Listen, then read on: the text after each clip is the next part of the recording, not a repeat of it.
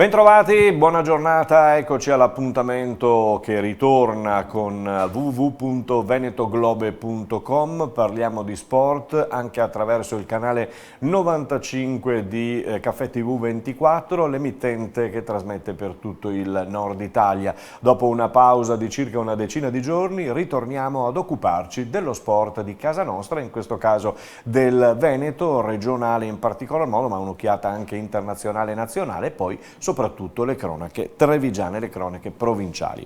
Oggi apriamo non con una notizia sportiva, ma con la notizia che rallegra tutta la nostra regione e in particolar modo la provincia di Treviso. Insomma, al di là di ogni schieramento politico, volevamo salutare le colline del Prosecco che da ieri sono ufficialmente patrimonio dell'UNESCO. Complimenti! È stato un weekend, adesso sì parliamo di sport, è stato un weekend ancora una volta ricco di avvenimenti, a cominciare dal Tour de France che ha cominciato a dare le prime emozioni agli appassionati delle due ruote. Saranno 21 le tappe che hanno preso già il via da Bruxelles, prima tappa vinta da Teunissen con il nostro Viviani che ha fatto flop, seconda tappa con la gara cronosquadre vinta da una super treno che è volato addirittura a 57 all'ora e su una bicicletta tra l'altro italiana. Le due ruote motociclistiche hanno fatto tappa nel fine settimana al Sachsenring in Germania, dove l'ha spuntata su tutti, inutile nemmeno dirlo, il solito Marquez con Dovizioso solo quinto, mentre il dottore Valentino Rossi soltanto ottavo.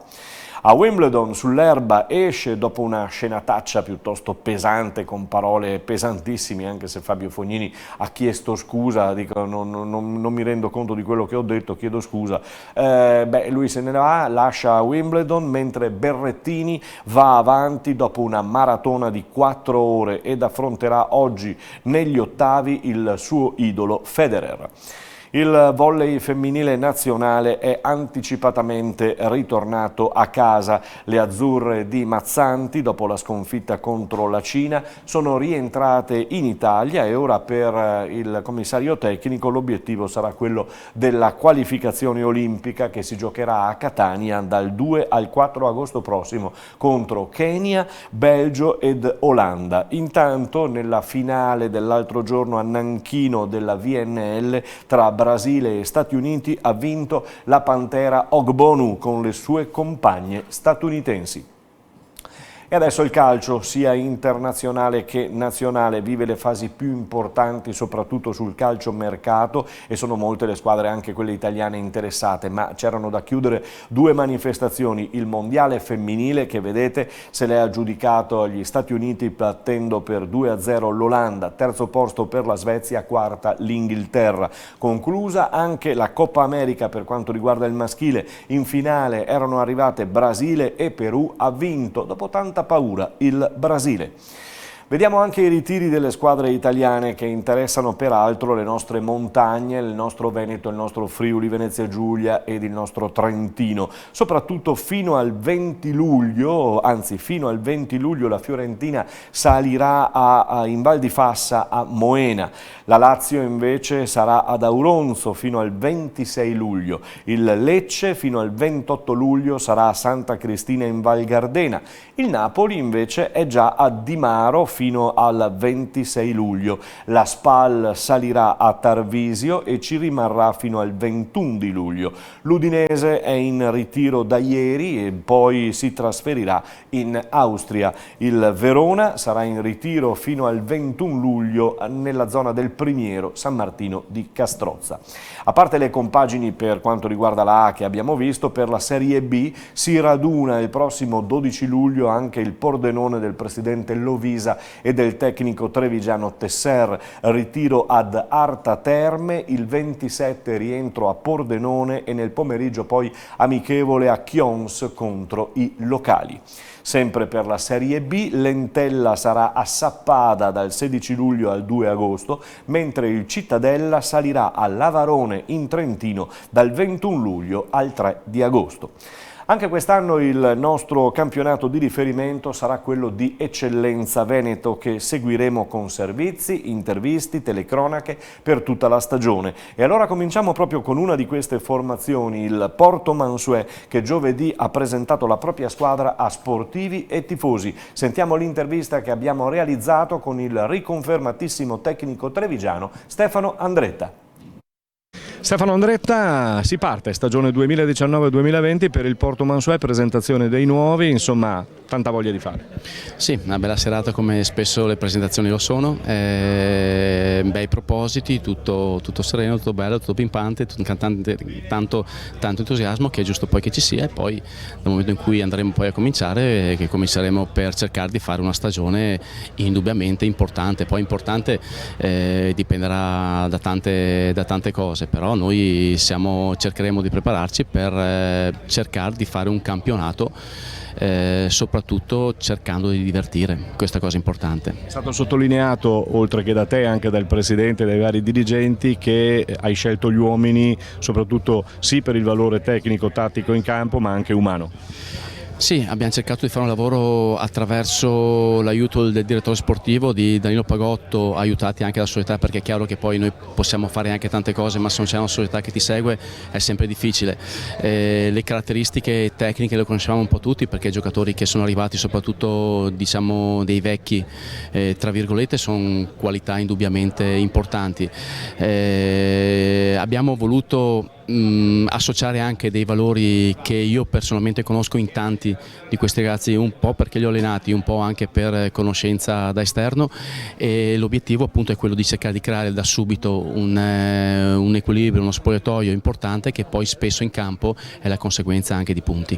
Dammi qualche data, inizio fissato? Noi cominciamo il 5 di agosto e poi fino al giorno 13 facciamo doppia seduta. Poi ci saranno delle amichevoli, 5 amichevoli da giocare prima dell'inizio della Coppa Veneto, per cui squadra assolutamente nuova.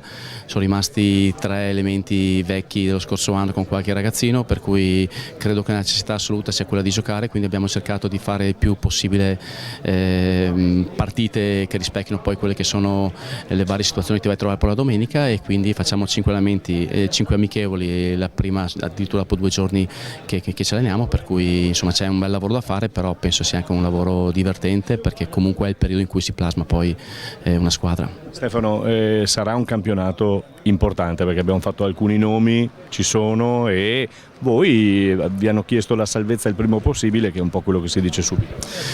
Sì, come tutte le cose, secondo me il campionato eccellenza è diventato un campionato dove non esiste più la partita facile, e sono tutte difficili, nel senso che squadre poco attrezzate e non organizzate non esistono più. D'altro canto il livello si è alzato, per cui tutte le partite sono difficili, ci sono squadre che sono partite un po' in ritardo, ma sicuramente faranno squadra, per cui da Sandona al Porto Gruaro, all'Ia Piave, al Calvinoale, al Giorgione stesso, al Sedico San Giorgio, cioè c'è un livello verso l'alto importante, e credo che sia anche poi bello andarsi a confrontare, perché poi si possono apprendere, capire, e ci si può confrontare in maniera importante, ed è anche bello poi confrontarti soprattutto con quelli più bravi, perché poi ti rendi conto di quelle che sono poi le tue reali potenzialità. In bocca al lupo. Crepi, grazie. Sarà un bel campionato sicuramente questo di eccellenza. Sono state settimane importanti per il calcio trevigiano, a cominciare dal Montebelluna, che dopo la morte del presidente Brombal ha trovato pace, per così dire, tra le mani dell'ex presidente del Prodeco Montello, Alberto Catania, che ha deciso di guidare il Montebelluna in Serie D, affidandola al nuovo tecnico Bodo. Dal canto suo il Prodeco Montello sta vivendo di conseguenza un momentaccio, perché non si sa da dove potrà ripartire, visto che il possibile ripescaggio in eccellenza è destinato a saltare chiaramente. Quindi la situazione si chiarirà nei prossimi giorni. Anche per quanto riguarda lo staff, sappiamo che si è dimesso il direttore sportivo Carlo Casagrande, lasciati liberi il tecnico Marchetti ed i giocatori, che sono richiestissimi pezzi di mercato. Situazione più o meno simile anche a Nervesa della Battaglia, dove il presidente Sandri ha preferito andare a fare il presidente del nuovo Treviso Calcio. A Nervesa rimane il settore giovanile, giovanile, anche se c'è ancora da far chiarezza, tanto è vero che le minoranze politiche del comune hanno chiesto al sindaco Vettori un consiglio comunale proprio per far chiarezza. Come dicevamo, Sandri è il nuovo presidente del Treviso Calcio, affidato a Checco Feltrin come allenatore, nuovi ed importanti acquisti già effettuati, ma soprattutto finalmente sembra chiara e pulita la struttura della società, che si è ispirata ai consorzi tipo TVB Basket ed Imoco Volley Conegliano. Il sindaco Conte è stato fondamentale per la nascita della nuova società. Dal Treviso ad un'altra ex grande, ovvero il Conegliano Calcio, che dopo la prematura morte del suo presidente Dario Dallanese ha rinnovato il direttivo con un nuovo presidente che vediamo, Ruggero Canzian, e le entrate in società di alcuni imprenditori locali. Calciomercato anche in queste categorie naturalmente, un inizio di campionato che vedrà la Serie D iniziare il 1° settembre, Coppa Italia il 18, con i preliminari il 25, di questo magari ne parleremo nelle prossime giornate, come i vari raduni che cominceranno sempre in provincia. Passiamo al basket, dove cominciamo dalla Serie A1, dove quest'anno militerà la TVB De Longhi, che è stata invitata a partecipare alla 7ª edizione del torneo Città di Jesolo, ospitato nel weekend del 13-14 settembre al Palacornaro, con Reyer Venezia, Virtus Bologna e Trento. Partita anche la campagna abbonamenti e naturalmente via agli acquisti e alle cessioni. Per quanto riguarda Logan, è confermato, è stato allungato, rimarrà ancora il faro della formazione. Intanto il via della stagione di A1 con 34 giornate, un po' strano, inizierà a metà settimana il 25 settembre come tradizione, tutto preceduto dalla Supercoppa il 21 e il 22 settembre a Bari. In Serie A2 femminile invece a Ponzano i giochi erano legati a questo uomo, a Filippo Campagnolo, che ha detto sì, siederà ancora sulla panchina del Ponzano. In bocca al lupo e buon lavoro. In Serie B maschile lavora bene la Rucker Sambe del general manager Gherardini, che ha chiuso con Toniato, Preti, Vedovato, Gatto e Capitan Rossetto, e poi gli ultimi due tasselli sono Antonello Ricci ed Andrea Tassinari.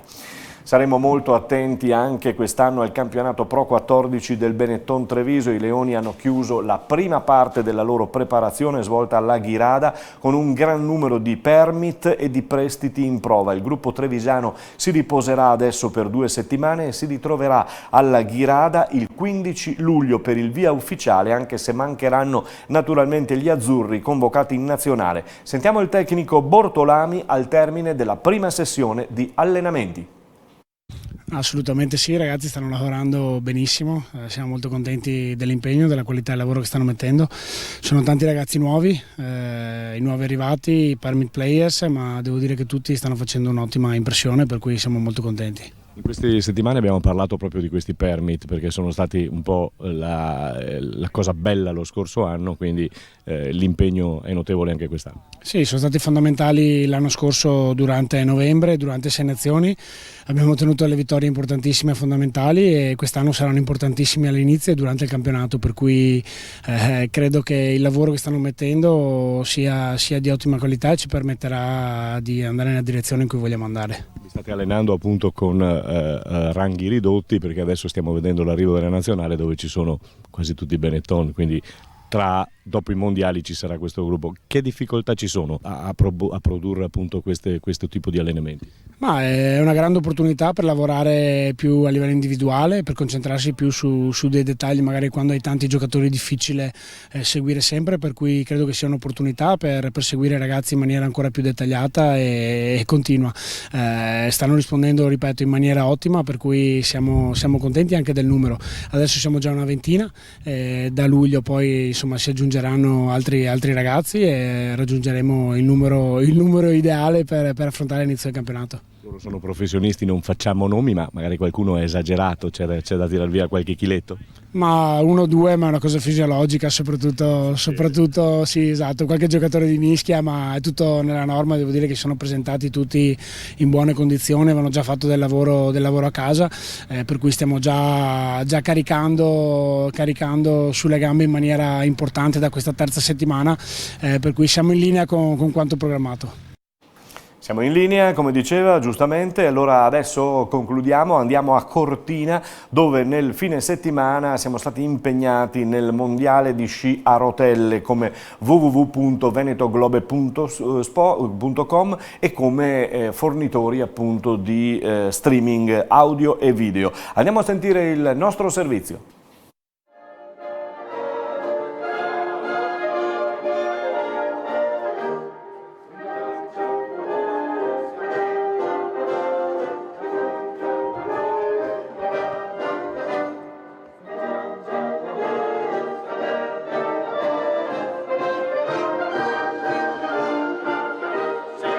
Le 2 giornate sono andate veramente bene, come era l'unico obiettivo che avevo in mente ed è stato quello che dovevo fare. La pista, come già detto ieri, è stata veramente bella, preparata in ottime condizioni. Sono sicuro che adesso il campionato la svolta l'ho data. Ci saranno ancora 2 gare, adesso le prossime sono i mondiali in Svizzera, dove punto a far bene in almeno 2 o 3 specialità sulle 4, ovviamente si punta sempre all'oro. E poi dopo andiamo in Iran a fare un'altra gara di Coppa del Mondo e avremo le finali a settembre a Schilpario in provincia di Bergamo, le finali di Coppa del Mondo. Quindi in bocca al lupo a tutti noi e bisogna dare sempre il massimo.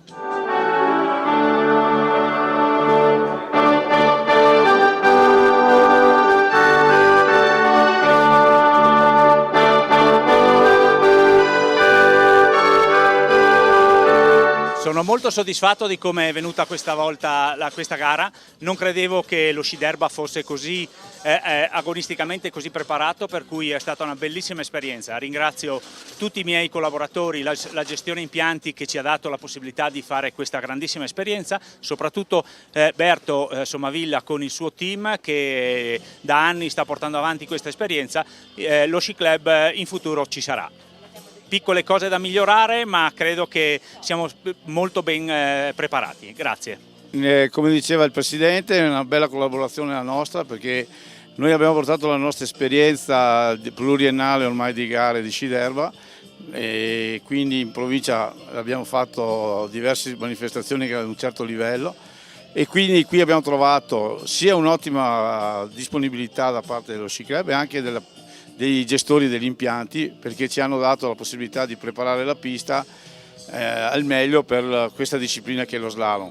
Dobbiamo lavorare ancora su per poter portare lo gigante e il Super G. Il nostro obiettivo è di portarle nel 2021 i mondiali qui a Cortina. In questo momento siamo tranquillissimi e siamo felicissimi di come è uscita questa manifestazione. Grazie a tutti. È tutto per la prima puntata della ripresa. Da oggi in poi vi racconteremo quello che succederà in questa stagione 2019-2020 per le varie attività sportive. A tutti voi, buona giornata.